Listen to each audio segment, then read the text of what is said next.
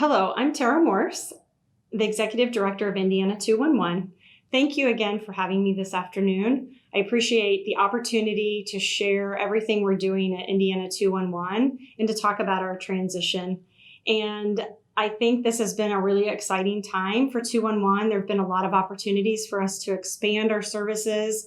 And I have had 25 years experience with the Family and Social Services Administration in multiple capacities. So it's been really exciting to have that behind the scenes understanding of how the agency works and also bring in a new entity, which has just been really effective. And so I'm really excited to talk to you today about Indiana 211, the way we are today in 2021.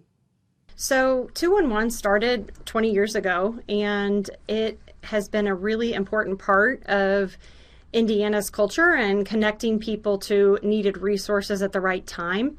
Over the last 20 years, 211 has been at various levels of engagement with the communities, depending on where it was located throughout the state, mostly supported by the United Way organizations. So we are so grateful to the foundations that the United Way organizations established with 211.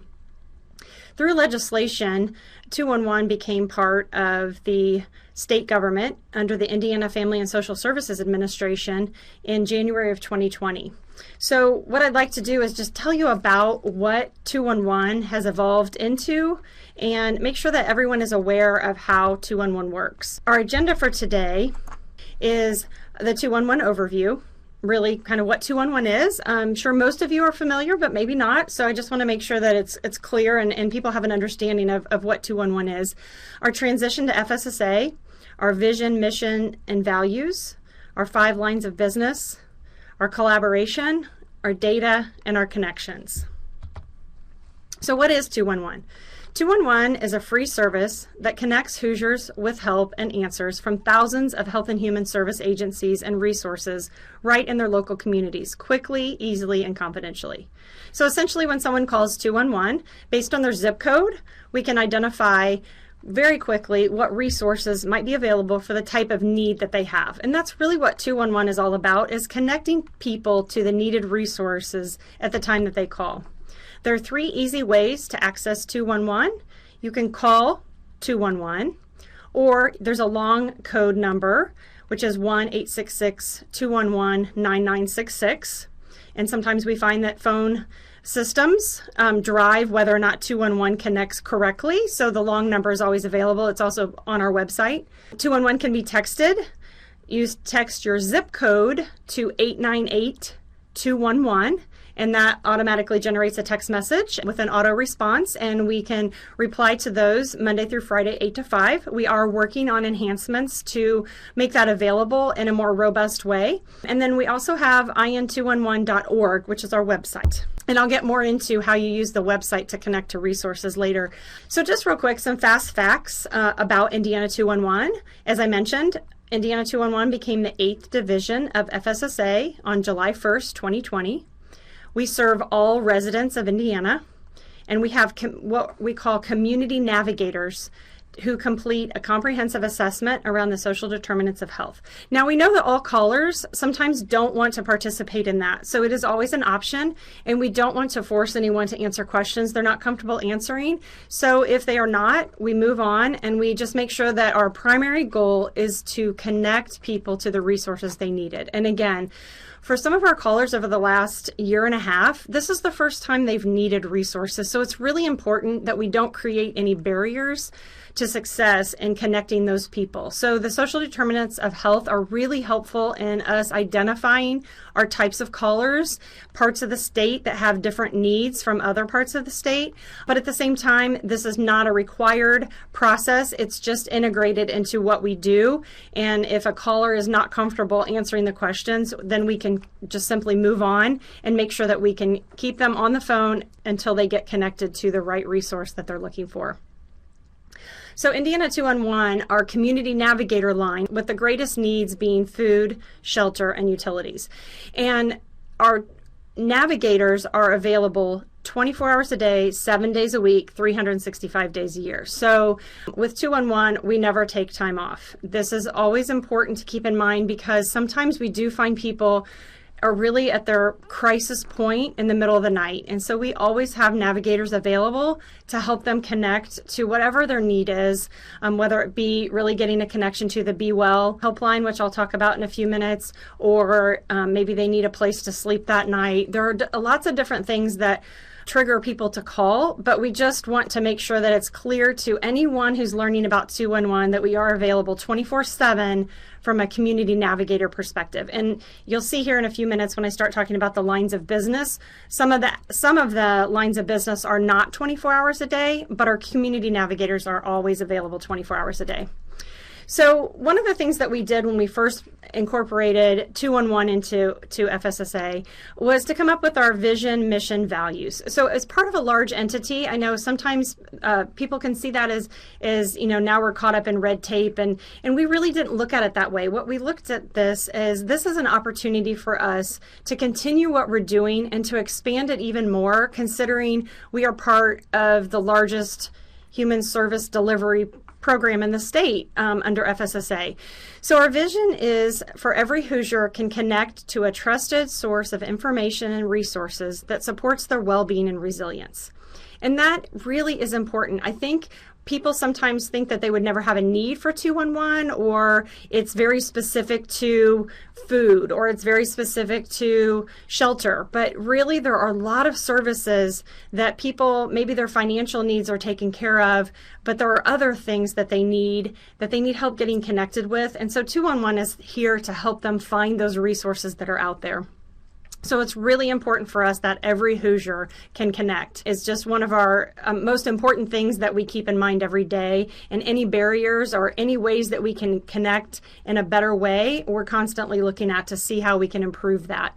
And then our mission is to improve the quality of life for Hoosiers by promoting equity and connecting people to health and human service resources through highly skilled navigators, a robust community database, and technological innovations.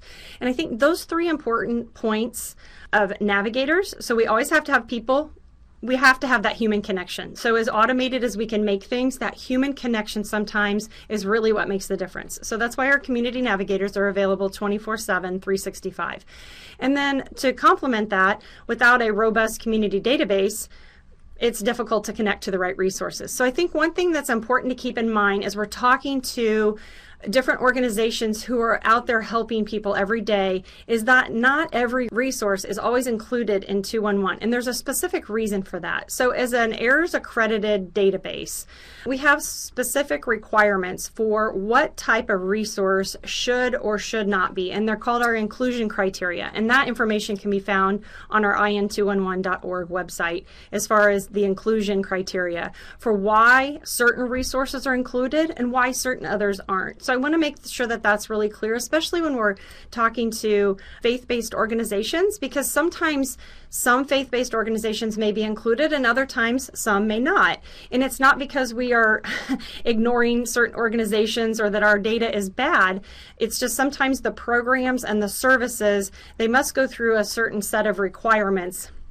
And when those requirements are met, they meet the requirements to be included in the database, and other times they may not meet the specific requirements for inclusion in the database. So I think that's really important to keep in mind, is just because you can't find a resource does not mean that 211 resource data is not good. It just may not fit the inclusion criteria.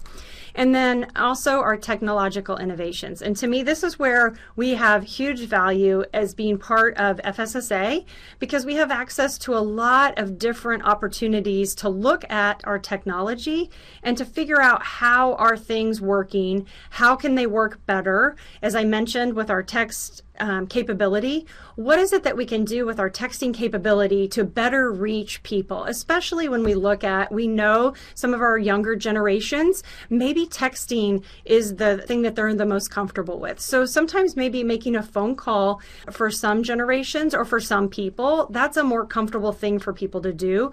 But in other situations, being able to communicate via text is really important. We've had situations, real life circumstances where texting vaccine was the only way an individual was able to get the help they needed.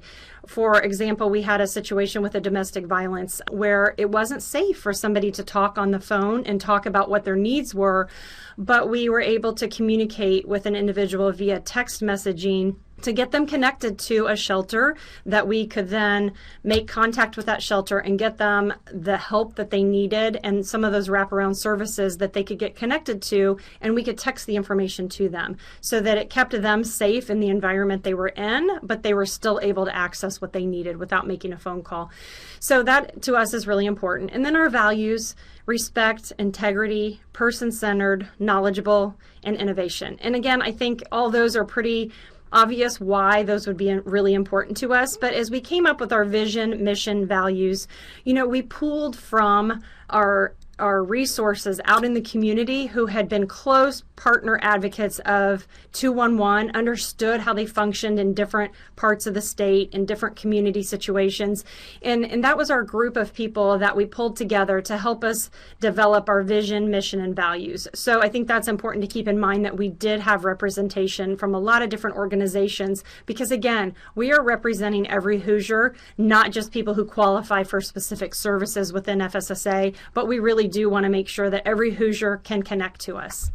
Next is I wanted to talk a little bit about our lines of business. And I think this is really important to keep in mind, because when you call 211, we have expanded so much over the last year with our vaccine line and with our Be Well Indiana crisis counseling program. So you call 211, but there's multiple paths into getting help. And so our community navigators, I say, they are the core of what we do. And that is really getting people connected to the resources that they need. So they are just a critical piece of 211. However, we've seen over the last year that there have been other needs where maybe our community navigators don't necessarily need to be the people that someone is talking to when they call, but that we can have other people trained in a specific area that can connect people to resources a different way. So through the Department of Health, we have taken on the COVID-19 public line. So this is the line where when you call 211 and you have COVID-related questions, you go to this line, and it's staffed by a group managed by the Department of Health, and it's really answering questions about testing. Where do I go to get tested? I can't find my test results. I need to know if I'm positive or negative, and it's been a couple of days. Or I can't find my vaccine certificate. I can't seem to find it online. How do I get it? Those are the types of questions that we get on the Department of Health COVID-19 public line. And we are seeing an increase in the need for that right now as we're seeing things increase with the spread of COVID-19 at this time. And then our COVID-19 vaccine information and scheduling line. This is where we were able to stand up a new line where, as the governor mentioned, it's as easy as calling 211, where 211 became an easy way in for people to remember. I can call 211 and I can get help. And so we were able to stand this line up pretty quickly. And at one point during the peak of our vaccination, we had over 1,100 agents answering calls. And you'd be surprised, half of the calls are really about information about the vaccine, about the safety, efficacy. So we had a really robust FAQ that was developed by the Department of Health and some other academics within our community who were able to continuously add to it and update it. And it's actually still updated daily as we speak, to make sure that we are giving out the most up-to-date information and that it is coming from a source of truth, which is the Department of Health.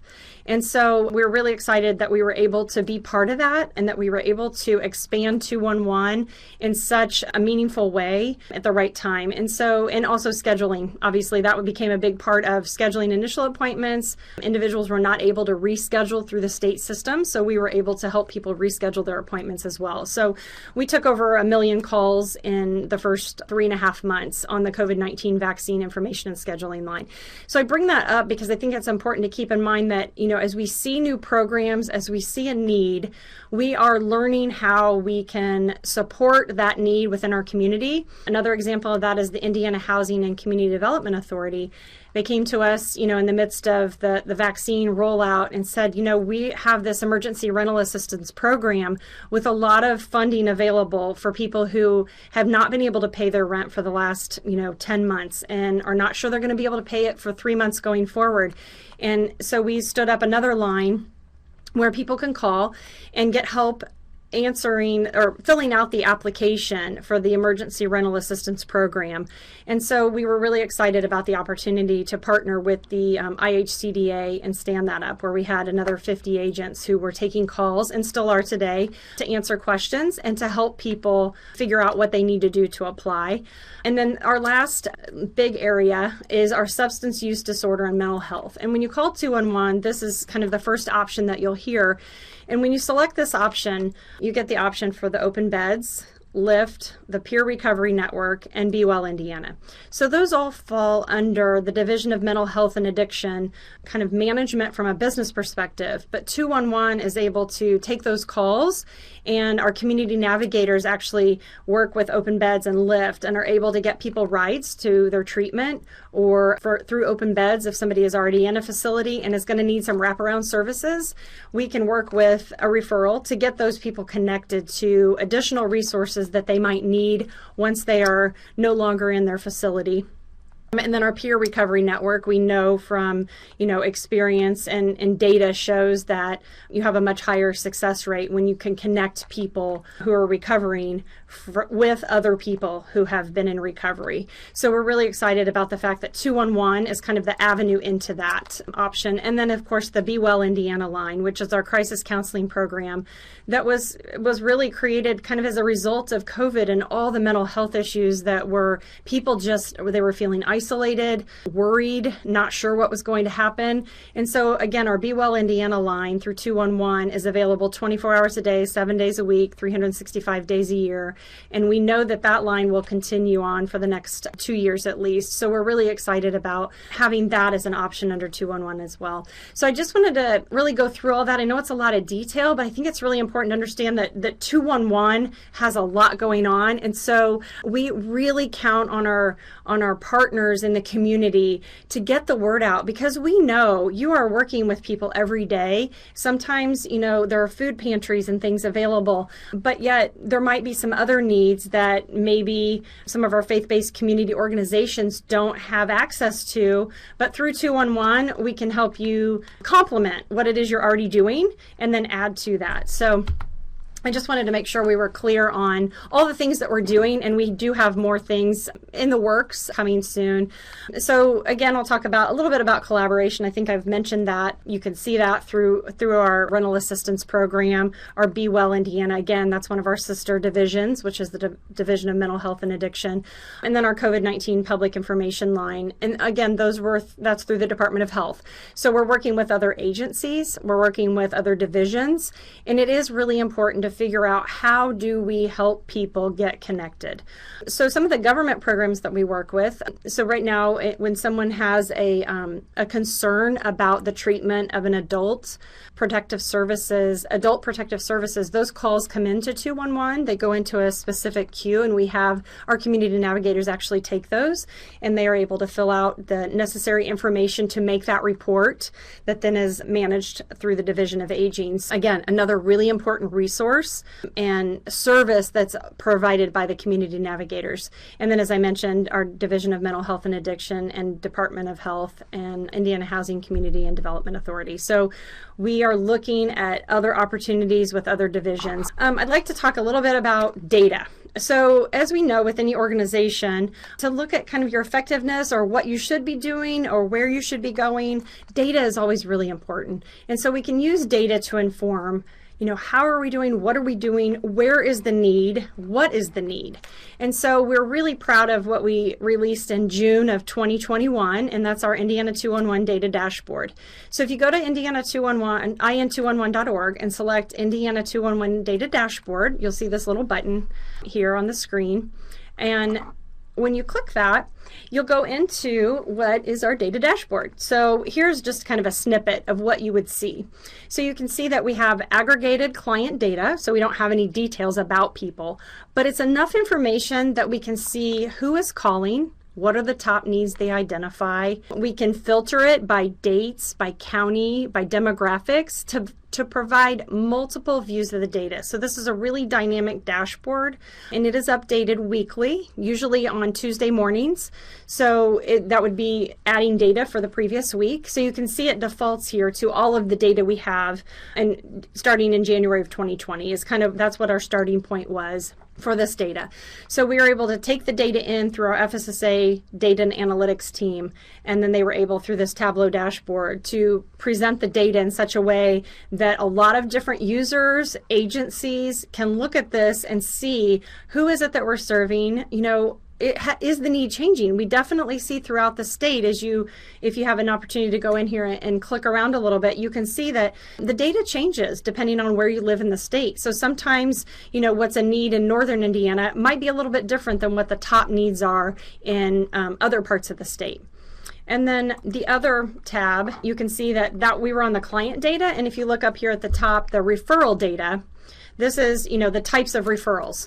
And so it's aggregated referral data that provides information about where referrals are going and the top needs and unmet needs. And I think the unmet needs is something that a lot of organizations are interested in is what is it that people are calling about that we can't provide that need for them. They might think that they have a need, but when we look at, their current situation, they don't qualify for the programs that are available for that particular need. So again, that's another area where I know a lot of organizations like to take a look and see what that unmet need is, and through some creative process, they might be able to come up with ideas or ways within their community to really address that unmet need and to figure out how they can meet it, or what some next steps could be. Our online resource for help is, again, you go to in211.org. That's our landing spot for everything related to 211. And then you would select the Find Help option to connect to resources online. So this is another tool that it will connect to that was part of the FSSA toolbox when FSSA or 211 became part of FSSA. And so we are currently working to refine it and to make sure that when there's a connection that what you search for, that you'll get what's expected. So some important things to remember. It's called Indiana 211 Connect, and it is really powered by our Indiana 211 database. So even though it looks very slick and it's got a lot of different options and there's tiles and programs that you can pick on, behind the scenes, everything that you're accessing is exactly what the community navigators access to. So it's just a different avenue, a different tool to get into resources that people can use to self-serve, or as organizations who are working with individuals in the community, it's a free resource for anyone to use. So we want to encourage people to use it, to provide feedback. So I'll show you a little bit about just a couple screenshots about all that's available. So on our homepage, there's 4 ways to explore resources. So there's the search bar that you can allows you to search for keywords. There's the browse by category, browse by resource providers, and then you can take needs assessments. So we have a lot of different ways that you can tap into resources depending on what your need is. So again, we're really excited about this tool. Again, it's a Salesforce based platform, and it is very powerful, and we are continuously working to refine it. We are looking at different categories. We just went through a big assessment of our youth services and what was available, and we're looking at our older population services right now. And so there are definitely different lenses into the data, different ways to look at it and access it. And so we are really working hard every day to continue refining it, and this is an iterative process, so it will take us time. And as we add more resources, we always want to make sure, are they connecting the way that we expect them to within the tool? So we're really excited about that. And then this is something that's a little bit unique that we have not had before. You can pull up a resource that looks like it's something that would be really good for you, and the information displays very nicely. You can send it to yourself or to someone you're trying to help, and send that resource out to them via email or text message, so they have all the information on their phone or in their email, and then they can contact that entity directly. It's a very easy to use tool. There's a lot of information. I think that's sometimes where it becomes a bit of a challenge, just because there's so much information, and displaying it in a meaningful way so that people can access what they need and find things when they need it. We're continuously working to figure out how we do that best. And so one of the things this tool provides is for community partners, such as resources, to join this 211 Connect. And what that would do is it will allow you to create an account. And once you create an account, then if an individual is referred to your entity, you can actually see that referral. And then you can proactively make an outbound communication to that individual, because sometimes what we find is someone finds 10 connections to different resources, but they may not follow up. And so if they haven't followed up, it gives the community partner an opportunity to follow up with that individual. So we're excited about that as it grows. And again, we're working with different entities and getting feedback on what's working, what's not, so that we can continually improve it. And then if you have a resource that you'd like to suggest, you can suggest a resource or an organization that is not listed. And like I said, we do have parameters about our organizations and who's included and who is not, just because of our inclusion criteria. And so I think that's important to keep in mind, but we are open to suggestions for resources because there are so many out there. We have a whole resource curator team who that's their full-time job, is to verify resources, to follow up, to identify if a resource meets the inclusion criteria. So we have a whole team dedicated just to that task right there. So it is very important with any 211 that the resource information is as up to date as possible. If you have questions about 211 Connect and where to start, we have a pretty expansive FAQ link at the bottom of the homepage. Get questions answered. We also have opportunity to call 211, or we just want to make this accessible for people. We don't want people to be frustrated, but we do know there are a lot of people that are out there and are able to use the internet, and that's where they're more comfortable. So if that's the case and they don't want to pick up the phone and call, we need to make sure that they can get the information, that they can access the information. And then for the community partners who sign up as a community partner, they then also see that information, and we can make that more of a closed loop referral where entity A gets a referral and can actually reach out to person A who appears to have a need and connect the two. I'm happy for anyone to contact me with ideas, suggestions, any room for improvement, positive, negative experiences, because it's only in those experiences that we can learn what we're doing well, but more importantly, where can we improve? And that's our goal. We are not going to be a stagnant entity. We are going to continue to improve, and we're going to continue to expand on that great foundation that's been laid out over the last 20 years. Again, thank you for your time today and listening to all the things we have going on at Indiana 211. We want to remind you that there are 3 easy ways to contact 211. You can simply call 211 from any phone. You can dial 1-866-211-9966. You can find us online at in211.org, or you can text us at 898-211. Any of those ways are really easy ways to contact us, and we hope that you share this information with all the individuals that you're working with to help people get connected to the services that they need when they need them.